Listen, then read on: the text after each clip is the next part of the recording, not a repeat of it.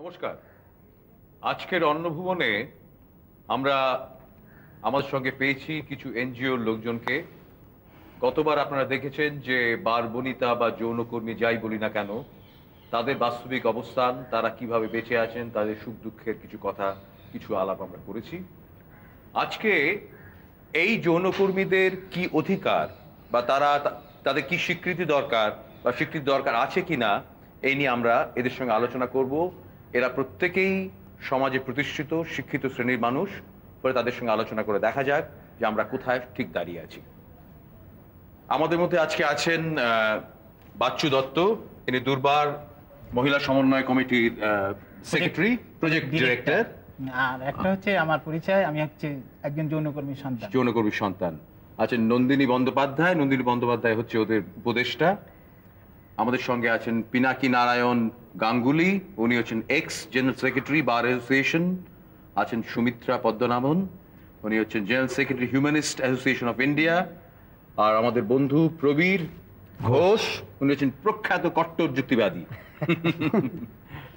তা আমি একটু প্রথমে আলোচনা শুরু করতে চাই, এই যে আপনারা দুর্বার মহিলা সমন্বয় সমিতির যে কাজ করছেন, এতে ঠিক কি ধরনের কাজ, এটা দর্শক জানুক বা আমাদের শ্রোতারা জানুক, আপনারা যৌনকর্মীদের দিতে চান বা কি ধরনের স্বীকৃতি আপনারা চান।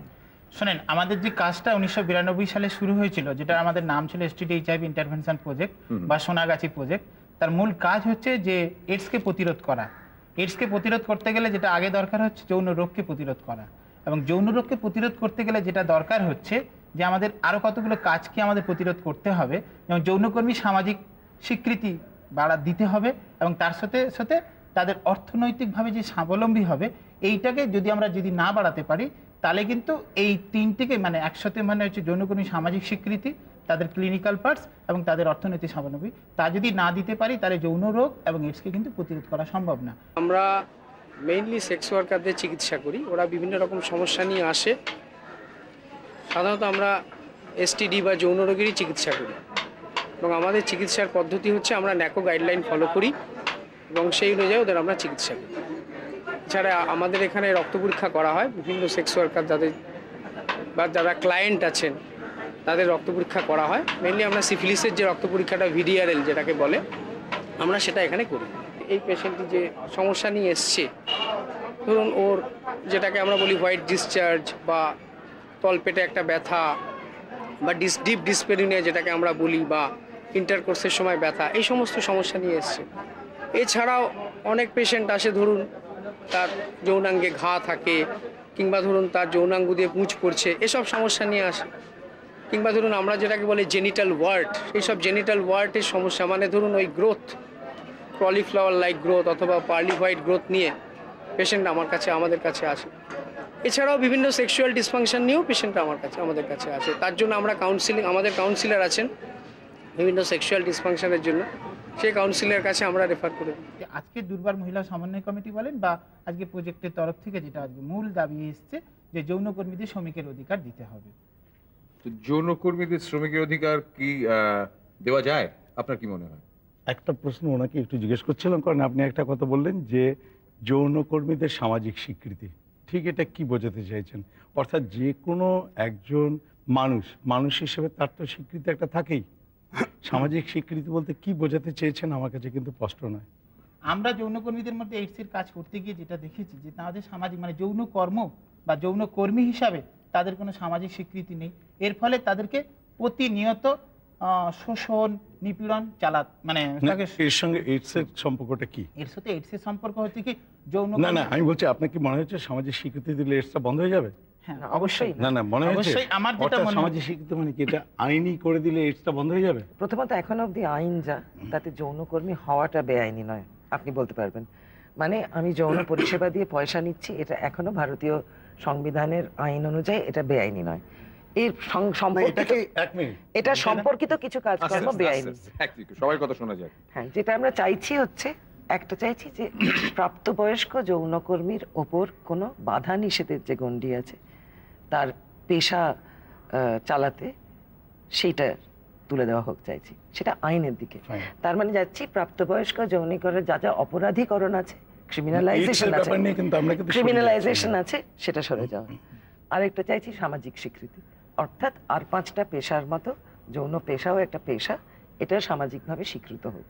তাতে যে কি স্বীকৃতি- এডসটা কমছে আপনি নিশ্চয়ই দেখুন? আমি একটু সেখানে বলবো। মানুষ কেউ যদি ডাক্তারের কাছে ব্যাপার যায়, হচ্ছে যে- আমরা আগে তো মানুষ এইটা- হিসেবে না আসলে এক এই যে এই AIDS এর এডসের গল্পটা আমি বলি। গল্পটার আর যৌনকর্মীর এই দুটো ইস্যুকে যেন আমরা না মিশিয়ে ফেলি। যেমন একটা কর্মী, সে রাস্তায় যারা আজকে রিক্সা চালায় তারাও একটা কাজ করে, সে কাজটা তার ভালো নাও লাগতে পারে, সে কাজটা তার খুব কষ্টকর হতে পারে, কিন্তু সেটা একটা কাজ, কারণ সামাজিক কতগুলো প্রয়োজনে সেই কাজটার জন্ম হয়েছে। ঠিক একইভাবে আজকে বিনোদন কর্মীর সৃষ্টি আজকে নয়, আমার মনে হয় যে মনুষ্য সভ্যতার সৃষ্টির শুরু থেকেই এই কাজ রয়েছে আছে। না, আমরা তো একটাই কথা বলছি, আমরা তো এই যে কোনো শ্রম বা যে কোনো কাজ করতে গেলে পা হাত পা মাথা তো লাগে। তো সরকার কেন আমাদের দেবে না? আমরা তো খেটে উপার্জন করছি, আমরা তো খাটনি করে তো আমরা উপার্জন করছি। তা সেই জায়গাটা কেন সরকার মেনে নেবে না? কেন সরকার দেবে না? আপনি তো আইনের লোক, আপনি বলতে পারবেন। আচ্ছা, প্রস্টিটিউশন কি আমাদের দেশে আইনি না বেআইনি? এ ব্যাপারে আমাদের দেশের আইন হচ্ছে যে একজন প্রাপ্তবয়স্ক যুবক বা একটা যুবতী যদি কোনো যৌন কর্মে লিপ্ত হয়, ততটুকু অবধি বেআইনি নয়, যদি না সেটা বৃত্তি হিসেবে বা কোনো পার্মানেন্ট মানে ইনকাম বা কমার্শিয়াল এক্সপ্লয়টেশন হিসেবে ব্যবহার করা হয়ে থাকে। তার মানে আপনি বলছেন একজন প্রাপ্তবয়স্ক ছেলে মেয়ে তারা নিজেরা মিলিত হলো কি হলো না, এই ব্যাপার নিয়ে ভারত সরকার কোনো কিছু বলছে না, কিন্তু আপনি তার মানে বলতে চাইছেন যদি নাকি এটা যৌন ব্যবসা থাকে তাহলে সেটা ইল্লিগাল। এবং কিন্তু কিন্তু এক্ষুনি নন্দিনী বলতে চাইছিলেন এটা আইনি, আপনি বললেন বেআইনি। নন্দিনী আবার এটা আইনি করার কথা বলছিলেন, আইনি আইনি আন্দোলন করার করতে কথা। চাইছেন। আমি কিন্তু খুব পরিষ্কার বলেছি, বিভ্রান্তিকর। আপনি কতটুকু অবধি সবিরোধিতা আপনার আইন কথার মধ্যে একটু তখনই স্পষ্ট ধরা করেন। দিয়েছে বলুন এসে, আইনি ব্যাপারটা। ঠিক আইন তখনই এসে গেছে যেই মুহূর্তে ওটা মানে বৃত্তি হিসেবে ধরে নেওয়া হচ্ছে, অর্থাৎ এটা থেকে আমি রোজগার করে খাচ্ছি। বলছে কি ভারতবর্ষের যে আইন, যেটা the immoral traffic prevention act 1956, যেটাকে শর্টে পিটা বলছে, এটা কি ওই বইটা? হ্যাঁ সেই বইটা আপনাদের কাছে এনেছি আমি। তা এইখানে খুব পরিষ্কার করে বলছে যে 1950-তে নিউ ইয়র্কে যে আমাদের ইন্টারন্যাশনাল কনভেনশন হয়েছিল, সেই কনভেনশনে যে ইডিওলজিসগুলো ছিল, তার যে আইডিয়াসগুলো নেওয়া হয়েছিল, ঠিক সেইটাকেই এনশ্রাইন করে আমাদের ভারতবর্ষে এই আইনটা করা হয়েছে। এটা কি আইনটাতে বলা হচ্ছে যে প্রস্টিটিউশন মানে আপনি অর্থ নিয়ে যৌনকর্ম করতে পারি না, অর্থাৎ পেশা হিসেবে এটা বেআইনি বলছে। এক সেকেন্ড, পেশা হিসেবে বেআইনি তো, কিন্তু আমি একটা জিনিস এইটাই আইনে বলা আছে। আমি যতদূর জানি, আমি আইনবিদ নই, আমি জিজ্ঞেস করছি আমার কাছে, আমি যতদূর জানি, আমি যদি বাড়ির মধ্যে যৌন কর্ম করে তার বিরুদ্ধে পয়সা নিই কি শাড়ি নিই কি গহনা নিই, আমার আইন রক্ষকদের কিছু বলার এই আইনে নেই। যেটা আছে কতগুলো ক্লজ আছে যে আমার রোজগারে কেউ খেতে পারবে না, বা আমি রাস্তায় গিয়ে কাস্টমারকে সলিসিট করতে পারবো না, এরকম কতগুলো ফাঁক ফোকর আছে। এটা ব্রিটিশ আইন থেকে, হয়তো ব্রিটিশ আইন থেকে এসছে, কিন্তু সারা ভারতবর্ষে যে প্রস্টিটিউশন চালু আছে পুরোটা বেআইনি অথচ চলছে এখন অবধি। যা আমাদের ভারতবর্ষের চিত্র, যে সংস্কৃতি, যে আছে, আজকে যদি অলরেডি আপনারা দেখছেন যে এই, আমি অবশ্য কাউকে কোনো দোষারোপ করছি না, আমি তো আইনের লোক, যতটুকু আইনের মধ্যেই রাখতে চাইছি, যে আমার মনে হয় এইটাকে যদি অবাধ করে দেয়া হয়, এইটাকে যদি অ্যারেস্ট না করা হয়, এটাকে যদি প্রিভেন্ট না করা হয়, তাহলে তো সমাজে আর কিছু রইল না, আপনার সমস্ত রোগে ছড়িয়ে গেল। উদ্দেশ্য যেটা হয়েছিল যে প্রিভেনশন করে আস্তে আস্তে আস্তে আপনার কথা অনুযায়ী যেটা বন্ধ করতে, না কিন্তু না না না এক সেকেন্ড আমাকে একটু বলতে দেন প্লিজ। তা এখন যেটা দাঁড়াচ্ছে যে সেটা তো বন্ধ হয়নি, মানে আগে যা ছিল, মানে ধরে নেন 1960 সালে যদি এটা রিভিশন হয়, এখন 2000 সালে এখন কয়েক গুণ বেড়ে গেছে।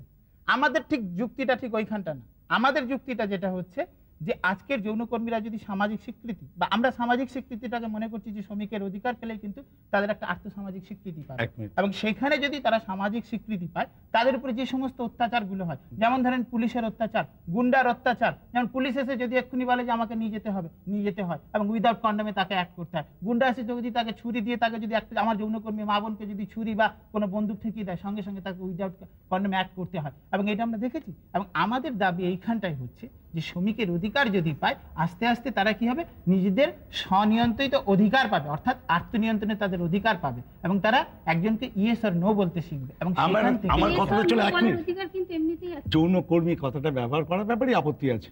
যেখানে কোনো ইন্ডাস্ট্রি নেই সেখানে sex worker, without industry worker কি করে হয়? এটা পরিষেবামূলক। পরিষেবা যে না, আমি বুঝিয়ে দিচ্ছি স্পষ্টভাবে। কারণ এনজিওরা এখান থেকে টাকা পায় বলে তারা কি করলেন সেটা বড় বিবেচনা, পান কি পান না, কি সেবা করেন, বিনা পয়সায় সেবা করেন না, তার থেকে বড় কথা হচ্ছিল যৌনকর্মী মানে সেক্স ওয়ার্কার। প্রথম স্টেপ দেওয়া হচ্ছে ওয়ার্কার বলার চেষ্টা করা, এস্টাবলিশ করার চেষ্টা করা হচ্ছিল, এটা যাতে আইনি হয়। এটা আইনি হওয়ার একটা লাইন, একটা ধাপ। এইবার উইদাউট ওয়ার্ক তো ওয়ার্কার হয় না, আপনি বলবেন সেবামূলক। 1 মিনিট, ড্রাগ পেডলার, পরিষেবা ঠিক আছে, ড্রাগ পেডলার তারাও কিন্তু ড্রাগ পেডলারের এখানেই কিন্তু লোকেরা ড্রাগ কিনতে আসে, তারা নিজেরাই এসে পরিষেবাটি গ্রহণ করে, ড্রাগটি নেয়, আরামসে মৌজে একটা বিশাল আনন্দ পেয়ে তারা বাড়ি ফিরে যায়।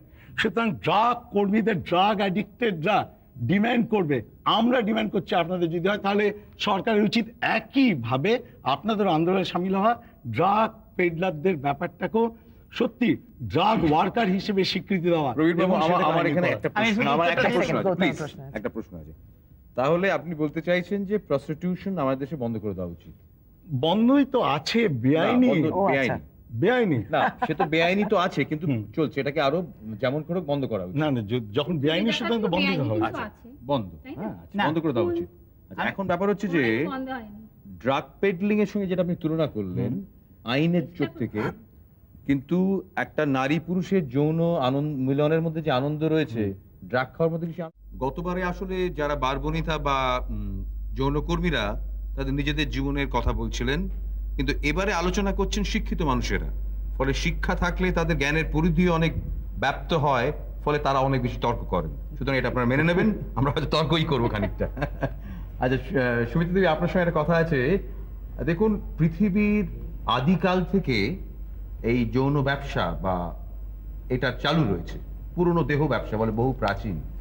এবং ইদানিংকালে আমরা যেটা জানতাম যে চায়নাতে যৌন ব্যবসা বন্ধ হয়ে গেছে, সেখানে আবার চালু হয়েছে, রাশিয়াতে হয়েছিল, কিন্তু চায়নাতে আবার শুরু হয়েছে। রাশিয়াতে শুরু হয়েছে, চেষ্টা হয়েছিল কিন্তু থাকলো না, কিন্তু কিছু বছর বন্ধ ছিল, কিন্তু আবার চায়নাতেও বন্ধ ছিল, চায়নাতে শুরু হয়েছে। এর কারণটা কি? অর্থনৈতিক কারণ নিশ্চয়ই মনে হয়, কারণ আমাদের দেশে কথা বলছি, চায়নাতে যখন বন্ধ ছিল তখন কিন্তু চায়না গড়া হচ্ছে মাও সেতুংয়ের আমলে, কিন্তু এখন তো চায়না অনেক বেশি সচ্ছল, মানে অর্থনৈতিক দিক থেকে তো অনেক বেশি সচ্ছল, তাহলেও কেন আবার ফিরে আসছে? তখন হয়তো কিছুটা জোর করে বন্ধ করা হয়েছিল, কিন্তু জোর করে বন্ধ করা সম্ভব হয়েছিল আমাদের দেশে। আমার মনে হয় এখন সেই সময় যখন আমরা বন্ধ করার চেষ্টা করবো, ওদের জন্য বিকল্প জীবিকার ব্যবস্থা করব, এবং এটা যে খারাপ সেটা মেনে নিতেই হবে আমাদের। কারণ আমি যতজনের সঙ্গে কথা বলেছি, আমি দেহজীবী যাদের সঙ্গে কথা বলেছি, তাদের মধ্যে প্রত্যেকেই বলেছেন যে তারা স্বেচ্ছায় এই পথে আসেননি। যদি এটা পেশাই হবে, তারা স্বেচ্ছায় আসতেন, হ্যাঁ স্বেচ্ছায় আসতেন। যদি পেশা হিসেবে স্বীকৃতি পাওয়ার যোগ্য হতো কাজটা, তাহলে তারা নিজের স্বেচ্ছায় আসতেন এবং তার মেয়ে বা ছোট বোনকেও এই পথে আসতে দিতেন। কিন্তু প্রত্যেকে উইদাউট এক্সেপশন বলেছেন যে না।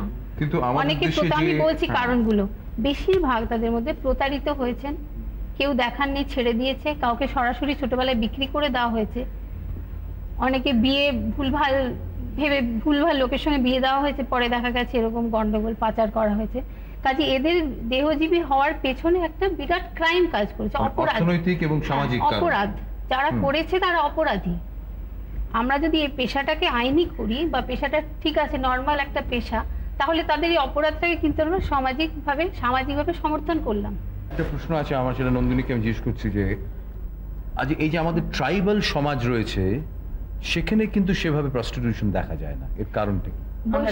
বৈষম্যটাই মেন কারণ, ট্রাইবাল সমাজ এবং অর্থনৈতিক। হয়তো মনে হয় ট্রাইবাল সমাজের যে অর্থনৈতিক কাঠামোটাই এই মনিটারি কাঠামোটা আলাদা। আচ্ছা, আপনি ওই প্রশ্নটা আমার উত্তর দিন। ট্রাইবালদের মধ্যে প্রস্টিটিউশন কি আছে? নেই। একদম নেই নেই। আচ্ছা, কেন নেই? কারণ ওরা কিন্তু আদিম সমাজে যেমন নাকি আমাদের ছেলে মেয়েদের মধ্যে ফ্রি মিক্সিং বা কার সঙ্গে কখন ভাল লাগলো মিলিত হলো, যেটা উনি বলতে চাইছিলেন যে কোনো রকমভাবে এই পয়সা কড়ির ব্যাপার নিয়ে বেআইনিও না, ওরা কিন্তু আদিম সমাজের সেই প্যাটার্নটার কিছুটা অন্তত ধরে রাখতে পেরেছে। যখন যার সঙ্গে ভালো লাগছে মিলিত হচ্ছে, তুমি আমাকে তার বদলে এতটা টাকা দাও, তো মহা মুশকিল। তাহলে তো আমরা যারা নাকি এই দুর্বার মহিলা সমিতি বলেছে, এই বই আমি এনেছি যাতে বলা হয়েছে সত্যি গ্রামগঞ্জ থেকে বহু মানুষরা এখানে শহরে আসে, কলকাতা শহরে বা অন্যান্য শহরগুলোতে, সেই পুরুষ মানুষগুলো যৌনখিতা মেটাবার জন্য প্রসদের দরকার। তাহলে ওই গ্রামে যে মেয়েরা রয়ে গেল তাদের খিদে মেটাবার জন্য এক গাদা ছেলে প্রসের দরকার নয়, সেই ছেলে প্রসগুলো থাকবে না। সেটা লিঙ্গ বৈষম্য আছে বলে একদম আপনারা তৈরি করতে চাইছেন না। আছে বলে এটাকে আইনি করার কখনোই না। একটা প্রশ্ন আছে, ধরুন চীনের ব্যাপারটা আসার আগে আমাদের দেশের কথাই বলুন। ধরুন এখন একটা বড় টেন্ডার বেরিয়েছে, কোটি কোটি ডলারের টেন্ডার, আমি দেখেছি এরকম দিল্লিতে হয়। এক একটা কর্পোরেট কোম্পানি খুব সুন্দর শিক্ষিত মহিলাদের অ্যাপয়েন্ট করছে যে ওই টেন্ডারটার জন্য তুমি গিয়ে যাকে যে বসকে ধরতে হবে তাকে এন্টারটেইন করতে হবে, দরকার হলে তার সঙ্গে শুতে হবে। হ্যাঁ, এখন এও তো এক ধরনের টেন্ডারের থেকে পয়সা নিচ্ছে। অবশ্যই। তো এটাকে আপনি কি বলবেন? এরাও তো একইভাবেই যৌনকর্মী, একইভাবে এরা হচ্ছিল। আমি বলছি যে কোনো কর্পোরেট সেক্টরে যেখানে ঘুষের ব্যাপার আছে, এটা একটা দুর্নীতি। আমি মানলাম তার রুচি অনুযায়ী, তার নীতি অনুযায়ী সে করবে না। আমার কথাটা আমার কাছে নেই, না না, আমার কাছে এরা করগাল ছাড়া কিছুই নয়, অর্থাৎ যৌনকর্মী। না, আমার কাছে এরা জানেই যে আমি কি করছি, আমার সেক্সটাকে বিক্রি করছি। সুতরাং এরকম ধরনের যৌনকর্মী কিন্তু এরকম অনেক ফ্লাইং কলগার্ল আছে যারা অসংগঠিত, যারা এই যৌনকর্মীদের ব্যাপারটা লিগালাইজ করে তারা সংগঠিতভাবে আসবে। এই যে একটা আইন হয়েছিল আমেরিকাতে যে এক স্টেট থেকে অন্য স্টেটে কোনো ট্রাফিকিং হবে না, মহিলা প্রস্টিটিউশন, এটা আইন হয়েছিল। কিন্তু আমরা এখন কি দেখছি, সমস্ত আমেরিকায় গোগো বারে এক সময় ল্যাটিন আমেরিকা থেকে মেয়েরা আসতো, এবং গোগো বার কিন্তু খানিকটা আইন করা আছে, কারণ আমেরিকাতে আইন ছাড়া অত বড় বার চলছে তো বিশ্বাস করি না। সেখানে এখন আসছে সমস্ত সোভিয়েত সেন্ট্রাল এশিয়ার মেয়েরা, বাচ্চা বাচ্চা মেয়েরা। গোগোবারে হচ্ছে কিছুই নয়, তারা মদ খায় ক্লায়েন্টরা, আর মেয়েরা নাচের টেবিলের উপর, তাদের স্তনের মধ্যে $1 করে গুঁজে দেয়। মানে সাংঘাতিক দুঃখের ব্যাপার যে সমস্ত জায়গাকার মেয়েরা এসে গোগোবারে নাচছে। এখন আপনার কি মনে হয় এই যে আমেরিকান সোসাইটিতে সেখানে কোনো সিভিল রাইট নেই, কোনো মানবিক কোনো রাইট নেই এটাকে বন্ধ করার? সেটা আমেরিকান রাইট নিয়ে আমার কোনো কিছু জানা নেই, খালি জানি যে ওরা ভোগবাদী বলেই আমেরিকানরা নতুন নতুন মেয়ে চায় বলেই তৃতীয় বিশ্বের দেশগুলোকে একটা করে ট্যুরিস্ট স্পট তৈরি করছে। সেই ট্যুরিস্ট স্পট করতে গেলে এখানে মাল্টিন্যাশনাল কোম্পানিগুলোর যে যারা এক্সিকিউটিভ আসবে, হ্যাঁ যারা এক্সিকিউটিভ আসবে, আমরা যদি আইনটা তুলে দিই তাহলে থাইল্যান্ডের মধ্যে আমাদের মেয়েদের অবস্থা পিছিয়ে আছে, আরো পিছিয়ে যাবে। এক নম্বর হচ্ছে আমরা হচ্ছে দুর্বার মহিলা সমন্বয় কমিটি, কোনো এনজিও না, এটা হচ্ছে কমিউনিটি বেস অর্গানাইজেশন। 2 নম্বর যেটা ব্যাপার হচ্ছে চোর ডাকাত বা ডাক পেডলারদের সাথে যৌনকর্মীদের তুলনা করা হচ্ছে। আমার যেটা মনে হয় যে একদম তুলনা করা একদম অর্থহীন। কেন ডাক পেডলার সেখানে ধরেন যেটা মানে দিচ্ছে, ডাক পেডলার যেটা করছে আর কি, সেটা মানুষকে একটা ক্ষতি করছে, কিন্তু আজ পর্যন্ত যৌনকর্মীদের কাছে এসে কেউ কোনোদিন ক্ষতি হয়েছে বলে আমরা জানি না, একদম পরিষ্কারভাবে। আর চুরি বা ডাকাতি যারা করছে তারা এক ধরনের মানে কি বলছে, মানুষকে দুঃখ দিচ্ছে। চুরি বা ডাকাতি যদি আপনার ঘরে করে আপনার দুঃখ লাগবে, কিন্তু যৌনকর্মীদের কাছে যদি কেউ আসে তো কিন্তু দুঃখ নিয়ে ফিরে যায় না, সে কিন্তু অ্যাকচুয়ালি ফিরে যায় আনন্দ নিয়ে। তা যদি না হবে একটা কাস্টমার আবার ঘুরে আসে কি করে? 2 3 নম্বরে সেটাও একটা নেশা, ড্রাগের নেশার মতোই। শুনেন, ড্রাগের নেশা, তাহলে তো বলবেন যে বউয়ের কাছে যে স্বামী যাচ্ছে সেটাও এক ধরনের নেশা, সেটা কি বলবেন? সেটা তাহলে নেশা নয়, সেটা তাহলে ঠিক নেশা নয়, যৌনটাকে নেশা কখনোই হতে পারে না। বা স্বামীর কাছে যে আমি এটা নিয়ে প্লিজ আমাকে বলতে দেন, আমাকে অ্যানসার গুলো দিতে দেন। আপনারা যে কোশ্চেন করেছেন সেখানে প্রবলেম না, আসল সমস্যাটা সেখানে না। আর থাইল্যান্ডের যেটা বলছেন যে অ্যাকচুয়ালি যদি এটাকে যদি বন্ধ করে দেওয়া হয়, অ্যাকচুয়ালি কি হবে? অ্যাকচুয়ালি এতদিন ধরে তো এই আইন চলে এসেছে, এতে লাভ হয়েছে পুলিশ, মালকিন, দালাল এবং বাড়িওয়ালাদের, এবং তার সাথে গুন্ডা। আইনটাও সেটাই বলছে। প্লিজ আমাকে একটু বলতে দেন, যদি এইটা যদি আইন করে বন্ধ করে দেওয়া হয়, এদের হাতকে আরো শক্ত বা মজবুত, আরো রাশিয়া চীন, এরকম খালি রাশিয়া চীন না, ভিয়েতনামও বন্ধ হলো কি করে?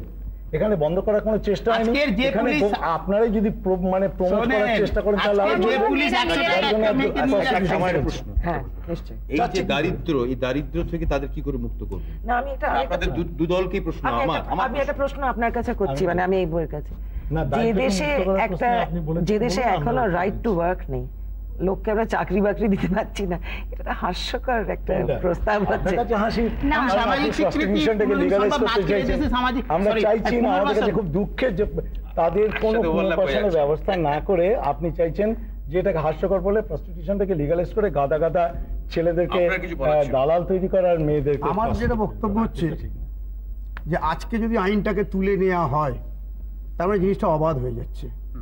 আমি তো অবাধ আইন কি কিছু করতে পারছে? আইন নিশ্চয়ই করতে পারছে। আজকে আজকে যদি আইন না থাকতো তাহলে তো দেখতে স্বেচ্ছাচারিতায় ভরে যেত সারা দেশ, না তাহলে কি- সবাই তো তাহলে ওপেন। তাহলে ধরুন এই যে সোনাগাছিতে বা বম্বের কামাতিপুরাতে, কালীঘাটে, এই যে জায়গাগুলো রয়েছে, এটা অনেক লুকিয়ে চুরিয়ে হয়। আপনি যদি আইনটা তুলে নিয়ে যান, না।